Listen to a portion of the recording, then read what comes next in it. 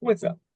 So, did you ever hear about the value of like ancient wisdom? There's Taoism, Stoicism, there's Buddhism, there's mindfulness. There's all these practices that people tell us we should incorporate in our lives, but can they actually be used in modern life? That's the topic today. This is the Existential Stoic podcast. I'm Daniel with Randy. What's up, Randy? Yeah, Danny. Yeah, so I was thinking about this because, like, I don't know, I was thinking about it the other day, like, society's changed so rapidly in so many ways, but there's all these like all this ancient wisdom that we often go back to, philosophers do all the time, all these gurus and stuff doing like, is it really practical to apply it now? Does it, is it possible, do you think? When you mentioned this, I was actually thinking that really we should only be listening to ancient wisdom because modern wisdom is advancing so quickly that there's the great potential that we have surpassed the feedback loop. So like ancient wisdom was helpful because things moved a lot slower. And so like a Yeah. lot of things were based on seasons, based on years, generations, lifetimes. Now it's like every day, every moment, every whatever, there's new wisdom, whatever. But it could be moving so fast that there's no time for the feedback and we have no idea. Like for instance, coating the earth in plastic, I don't think is really that helpful. Or No. a lot of the other things like exploiting dinosaurs just so that we can have cars. Yeah. Maybe not that helpful. And a whole bunch of other stuff that we do, plastic bags all over the place. I don't know. Yeah. Even our science, I mean, look at how fast that's changed, and like ideas that were used to be like the cutting edge or like the considered truth have been debunked, and we move on to something else. Hmm. There's so much information now. It's like I think you're in that sense you're right. Like there's just so much, and it's not clear like what might be useful or the best. Hmm. Yeah. It's funny too, because like you look at ancient with like it's always funny when I used to like read Aristotle, I used to look and like, wow, you could like literally know everything that there is to know back. Like you could be a person that knew everything and you're like making totally new areas of knowledge all the time. And it's like now, like you go to school and like there's so much information for any one given subject that they break it up into a million different subdisciplines, and you still can't process all that information. Well, there's so much information, and yet we're stupider than ever.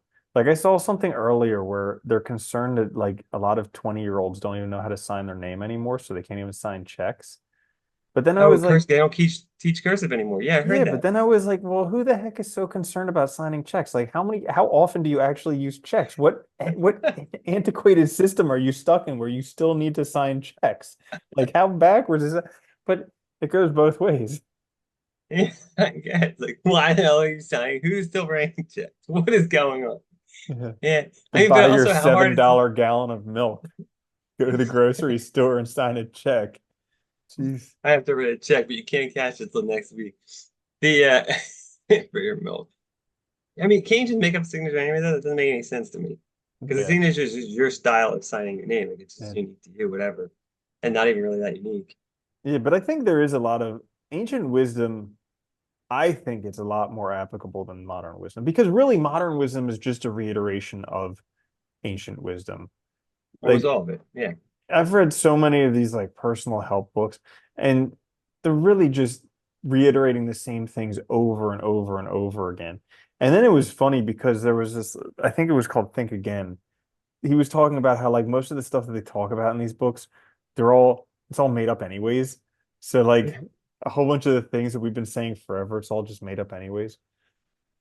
Well, it all is, dude. It's human. Everything human is a construct, right? But Mhm. I think you're right though. Like you look at the ancient stuff. These guys spent their whole lives thinking about these things, especially when you're talking about how to live life, like the good life and stuff, like and like virtue and stuff. Like they spent their whole lives trying to figure out how to do it and practicing it.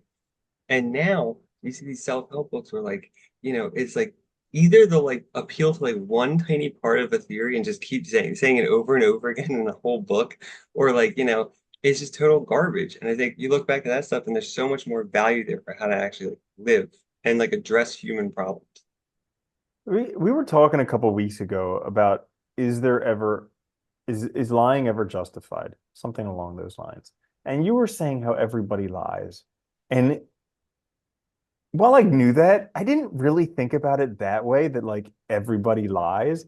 And so it got me thinking about like all these self-help gurus. They're lying too somehow.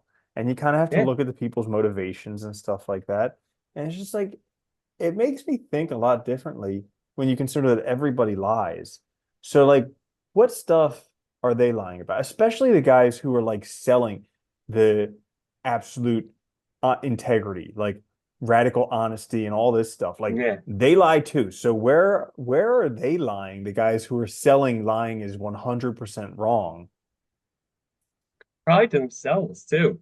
And the crazy part is too, the thing I always worry about the gurus now too, because you see a very curated aspect of them Mm, online, or they're it's like well, it's like watching, like, if I watch TV and I see a news presenter or something, like, I don't assume that person's like that in real life. One, they have probably they're talking a certain way because they're projecting their voice a certain way. It might not sound the same in regular conversation. They might present themselves a certain way for the audience, but like in real life, they're probably very different. And I always wonder that too, like how many of these people that like claim to be gurus, like, is their life really organized and in order? Is it really perfect? Is everything really this way, or is it all, kind of just like a show hmm and like a veneer, I guess is the right word. Yeah, like I noticed in meditations, Marcus Aurelius talks about how like using people as models for virtue. Like he talks about some virtuous Yeah, people in there and how their lives were basically a model for virtue. But we don't get that anymore. We get virtue signaling. So we get people's curated life on social media that looks like they're virtuous because they talk about how they taught their children the benefit of donating by giving $100 yeah, bills to the homeless, and they tweet all about that. And it's like, oh, geez, yeah, that's really, you were just doing that for the goodness out of your own heart, not to just, become a yeah. saint on social media. Well, and they're the first ones to say like thoughts and prayers and something bad Oh happens, my but they're not God. going over there. They're not running out there to help, right? They're not going onto the ground and doing something. It's like the doctors that go helping crises. They're not on there going thoughts and prayers because they're there. hmm It's like it's a big distinction, right? I hmm think, yeah, I think that's it too, right? It's like we're we're so focused on our presentation of the image of us rather than actually what we really are. And then that's a hard, it's hard to trust people in that position Well, because it also feels like like, everything is, everybody has a dark side. yeah, And it's kind of like what when you were mentioning that everybody lies, and I was thinking about that because most of the time people are going to be lying to try and hide that dark side that we all have. But yeah. it's like learning what that is and It's dealing with part of yourself, right? I always like Nietzsche always said like giving style to your character. It's like where you survey all your strengths and weaknesses and create yourself in such a way that where even your weaknesses delight the eye. And I always like that because it's like even everybody's got weaknesses, everybody's got dark stuff, but like understanding it, knowing it, and then incorporating it into your life in a way where like it still is okay. You know what I mean? Like it still looks good in a sense. when you were just saying that, I was thinking of like the stupid interview question, like, what would you say your biggest weakness is? Oh, well, I guess I'm like too much of a perfectionist, or I just I try too work hard too hard. sometimes. Yeah, I know, right? Yeah. Garbage. It is. It's a hmm lot of that though. That's the hard part, I think. And I think that's what's hard now though, is like we're surrounded by it, dude. Everybody's virtue signal. Everything is trying to sell you something or trying to like, and it's like all advertising. It's all copy. It's kind of what it feels like. And it's like hmm there's nothing genuine underneath and it's hard. Yeah, hmm very difficult. Yeah. Mm. But I do think how we have far surpassed the feedback loop on any wisdom nowadays. Like take it with a Yeah. grain of salt. No, I think absolutely. Yeah. Even like I think even like science. So yeah, dude, because like here's what happened. So like the 19, I don't know, the middle of the 1900s was exceptional time for science. The atomic bomb, insulin, yeah, antibiotics, like those three things changed the world. Period. Like no doubt, changed the world. But ever since then, science became gospel, and yeah. people just think that anything that has anything to do with science must be true, and it's just like, nah. Well, it's funny too. You always read all these things too about all these journals recalling papers and stuff because of like fraudulent stuff. And I love you that. made yeah, well, I yeah, because love that. you made a system where kids go to school, and all it's valued is the grade. And then when they get out in the working world, all that's valued is the output, not how they got there.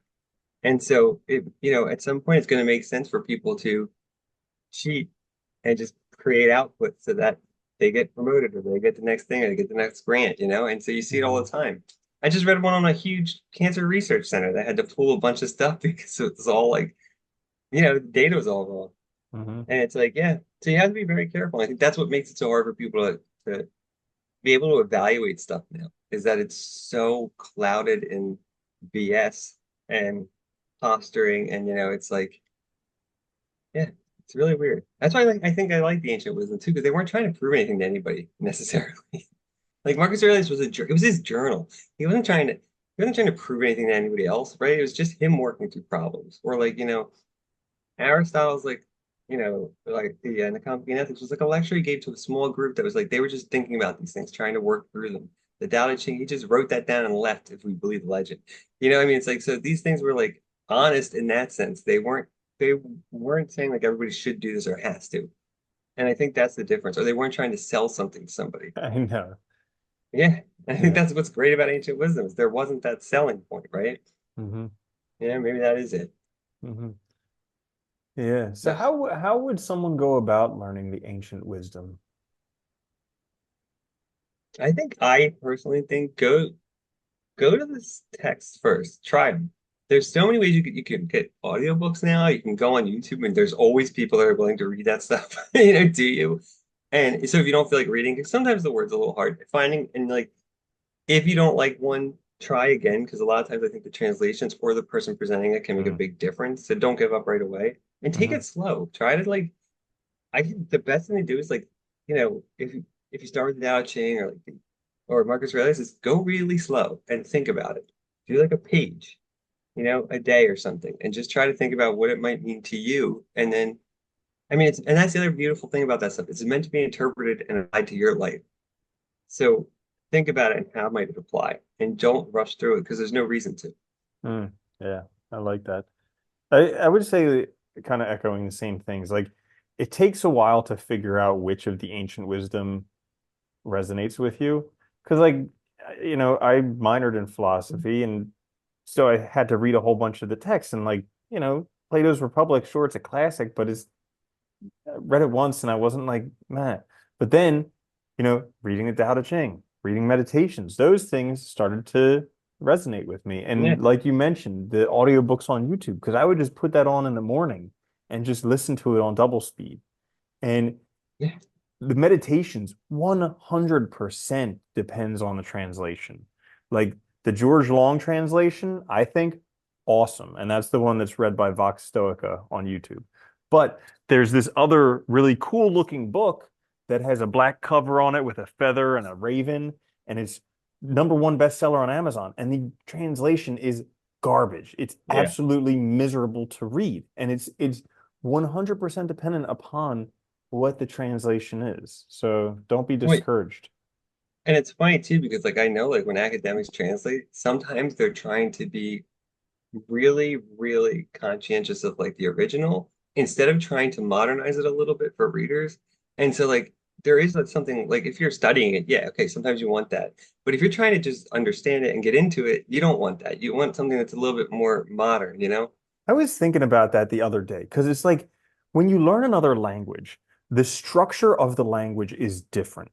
So like, Yeah, we wouldn't say like a red totally. car, we would say car red in some other languages or some things like that. It changes and so like what translator is actually going to say things exactly word for word how it's said Yeah, in another language? It doesn't make sense. You would communicate with the people who are reading. And on yeah, average, the reading level of someone in America is fifth grade, you know, maybe seventh grade on a maximum. So it's like, why you would go with just this stuff that doesn't read at all? It doesn't make sense. yeah. Well, it's always been, I think that's always been one of the struggles for philosophy to get wider traction is that the people that study it tend to only write for each other. And so it's this really high, convoluted Eyebrow. nonsense. Yeah. And it's not accessible. So I think Hmm. making it accessible is like really important. So I actually liked Massimo's book, The Field Hmm. Guide to Habit, because I think he made it very accessible in that one, which was nice. And it's hard to find that stuff, man. It's like where people actually try to make it so that anyone could read it and enjoy it Hmm. and understand it, you know? Yeah. And the originals weren't that difficult. That's the funny part. They weren't hard, but like we make it so hard by making it so highbrow. Yeah. And like also what you mentioned, just reading a little bit every day. Like I have them on my coffee Yeah. table when I have coffee in the morning. I just read a page from each. And in a couple months, you end up reading through the Tao Te Ching, and in like half a year, you read through the meditations. And it's just like awesome. Yeah. And another thing you realize, like, these guys really thought too that like it takes a lifetime to work on this. So don't expect, I think that's the other mistake. People expect like to read this and be like, I'm enlightened. And it's like, don't expect that. Like you expect it, like it's meant to be applied to your life. It's gonna take time. And it's something you just Yeah. keep coming back to. And like I've read them, I read the Tao Te Ching, I don't know, like 20 times at least. And every Hmm. time it seems different because I'm in a different place Yeah. in my life. Different things stick out, and it's awesome. I mean, you can Hmm. keep going back to it. So yeah, Yeah. Zig I think we should Ziglar go back once to more. said it takes 17 times of reading something in order for it to really sink in. So like Yeah. if you haven't, and also Naval Ravikant, this was something that I heard him say probably like 4 or 5 years ago. It like struck me like really hard because I mean, he's an intelligent guy. He's also very successful. And somebody asked him about like because he's read a whole bunch of books, like a lot of books. He's one of these super high readers. And he said in an interview, he's like, I would prefer to read the best 10 books over and over and over and over again than to try and read a whole bunch more. And that just like struck me because like up until that point, I was of the mind where like I need to read every book, as many books as I can. And then I was just like, oh my goodness, here's like a really intelligent guy saying just focus on the good ones. And he makes a good point. Well, think about it, right? If you read, there's tons of stuff. Like, we'll take the Tao Te Ching, right? There's tons of stuff written on it, tons of secondary stuff, tons of other things. You could read all that, or you could just read the original over and over again, and you'll probably get way more out of that than you ever would, because you're actually going to get a deeper and deeper understanding of it every time you read through it, and different things out of it. I think, yeah, it is a good approach, especially for if you're just interested in it for your own life, for your own application to your own life. That's a good way to go about it. Hmm. I like that idea. Yeah. I've Yeah. always noticed that. The books I've read like numerous times, I feel like you just start to know them like inside and out, and then you see them differently every time. It's really interesting. Hmm. It is really Yeah. interesting that like what stuff has survived and then also contemplating what stuff hasn't survived. Like Right. Marcus Aurelius talks about how like, most people they just disappear when they breathe out their last breath. But like a select few will live a little bit longer. And like he's a great example. I mean, thousands of years his journal has lasted. But like what other countless stuff was lost in like the Library of Alexandria or Yeah, I whatever? was gonna say that. Yeah, Yeah. because like we know I mean we know Plato and Aristotle because their stuff happened to survive. But clearly, I mean, there was other people writing back then. There's lots of other people that, and a lot of the pre-Socratic ones, we don't have all their stuff. So I mean, tons of stuff is just lost. So yeah, I mean, what survived got lucky, basically. Somebody probably had a copy that wasn't, stored somewhere that burnt down, like burnt to the ground when they were going crazy back then. And like, yeah, Could you, I mean, I we've mean, lost I so much. sometimes think about this. I'm like, could you imagine if this isn't even the good stuff? It could be the worst. It could be just what somebody had under their bed, Right? literally. Yeah, Yeah. yeah, that's the crazy part. I mean, and it's like, well, they said like the Library of Alexandria was like the largest library at the time, like just insane collection, and it's all gone. And it was, they didn't have copies of stuff back then. It was, you know, writing was expensive and time consuming. They didn't, it was just you had one basically. Hmm. So yeah, lots of it lost. Kind of crazy. Yeah. Well, But you that's work a what we have, right? bingo. There you go. You should look at the ancients, forget the modern stuff, because most of it's just advertising.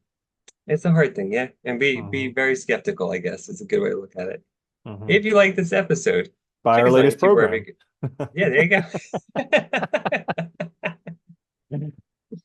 If only we had something to sell. But check us out on YouTube wherever you get podcasts. Please like, share, subscribe, leave a review. It helps us out a lot.